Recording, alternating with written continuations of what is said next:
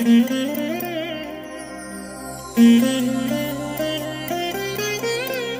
దినం పరము నుండి దిగివచ్చు మాట. ఇది నీ జీవితానికి వెలుగుల బాట. నీ ఒడిలో ఉంచబడిన దీవెనల మూట, అద్భుతాల ఆనంద ఊట. ఏప్రిల్ 20 సంవత్సరం అంతా మీరు బైబిల్ చదివి ముగించడానికి ఈరోజు మీరు చదవలసిన లేఖన భాగము ఉదయం 2వ సమూయేలు గ్రంథం 9, 10 మరియు 11 అధ్యాయములు. సాయంత్రం లూకా సువార్త 15వ అధ్యాయము 11 నుండి 32 వచనాలు.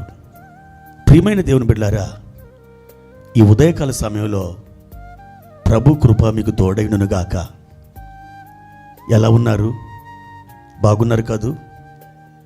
ప్రభులో మనమందరం ఈ రీతిగా ఒకరినొకరు పలకరించుకుంటూ ప్రభు యొక్క కృప సమృద్ధిగా అనుభవిస్తూ ఆయన యందు మనం బలమునొందుచు ఈ విధంగా మన జీవిత దినములు గడవడం ఒక ఆశీర్వాదకరం. ప్రియమైన దేవుని బిడ్డలారా, ఈరోజు దేవుని కోసం ఒక మంచి పని మీరు చేయవలసినది. ఈరోజు ఒక శ్రేష్టమైనదిగా మీ జీవితంలో ఉండాలంటే దేవుని మహిమ కోసం మీరు ఎప్పుడైతే నిలబడతారో అప్పుడు ఆ దినం శుభదాయకమైన దినముగా మారుతుంది. నా దేవుని బిడ్డలారా, ఈ దినం యొక్క ధ్యానానికి మనం వచ్చినట్లయితే మనకి 3 రకాల వేదాలు ఉన్నాయి. లిఖిత వేదం, మనోవేదం, ప్రకృతి వేదం. లిఖిత వేదం అంటే వ్రాయబడిన దేవుని వాక్యం. వ్రాయబడిన దేవుని వాక్యము ద్వారా దేవుడు మనతో మాట్లాడతాడు. దేవుడు వ్రాయబడిన ఆ మాటలలో మనకు అర్థమవుతాడు.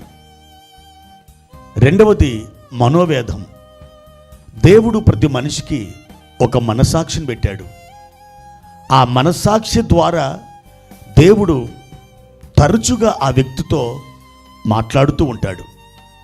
చాలాసార్లు మనస్సాక్షి చెప్పే విషయాలు మనం ఎంతమాత్రం పట్టించుకోం. దేవుని వాక్యము చేత ఉపదేశం పొందిన ఒక వ్యక్తి యొక్క మనస్సాక్షి తప్పకుండా ఆ వ్యక్తి సరి అయిన త్రోవలో నడుచున్నట్లుగా ఆ వ్యక్తికి బోధిస్తుంది. కాబట్టి ఆ మనోవేదం యొక్క సంగతులు కూడా మనం ఆలోచించాలి, గైకొంటూ ఉండాలి. ఇకపోతే 3వది ప్రకృతి వేదం. మనం ప్రకృతిని చూచినప్పుడు ప్రకృతిలోని ఆయా సంగతుల ద్వారా దేవుడు మనతో మాట్లాడుతూ ఉంటాడు. దేవుని గురించి ప్రకృతి విశేషమైన సంగతులను మనకు తెలియజేస్తుంది. మనం వాటిని అర్థం చేసుకోవడానికి ప్రయత్నం చేయాలి. ఒక ఆకు రాలుతూ ఇలా చెప్పిందట, ఈ జీవితం శాశ్వతం కాదని. మనం అనుకుంటాం, నేను శాశ్వతంగా బ్రతుకుతాను, శాశ్వతంగా ఇలాగే ఉండిపోతానని. కానీ అది శాశ్వతం కాదని ఎండిన ఆకు రాలుతున్న ఆ దృశ్యాన్ని చూసి మనం గ్రహించగలగాలి. ఒక పువ్వు వికసిస్తూ చెప్పింది ఏమని? జీవితంలో గౌరవంగా నువ్వు జీవించాలని. అవును, వికసించిన పువ్వు నేర్పిన పాఠం అది.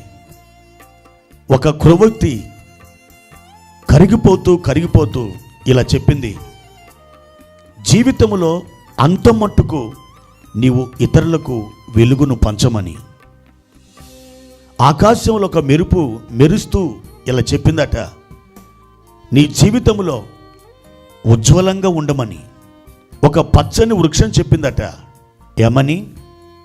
తనలాగే ఎండలో ఉన్నప్పటికీ అనేకులకు నీడను పంచమని. ఒక సెలయేరు పారుతూ చెప్పిందట, జీవితం ఎన్ని వంకలు తిరిగినా చలించకుండా సాగిపోమ్మని ఒక జాబిల్లి అనగా చందమామ చెప్పిందట. ఏమని? నాలాగే చీకట్లో వెలిగే చిరుదీపమై అనేక మంది బ్రతుకులను వెలిగించమని. ప్రియమైన దేవుని బిడ్డలారా, ఇలా మీకు ఎన్నైనా చెప్పొచ్చు. ప్రకృతిలో ప్రతి వస్తువు ద్వారా ఒక పాఠం మనం నేర్చుకోవచ్చు.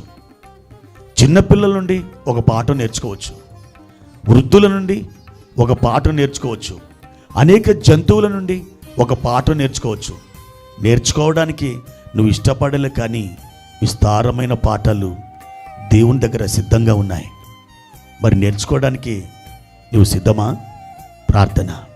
పరిశుద్ధుడా, ప్రేమ కలిగిన తండ్రి, మీ ఘనమైన ఉన్నతమైన నామానికి కృతజ్ఞతాస్తుతులు చెల్లిస్తున్నా.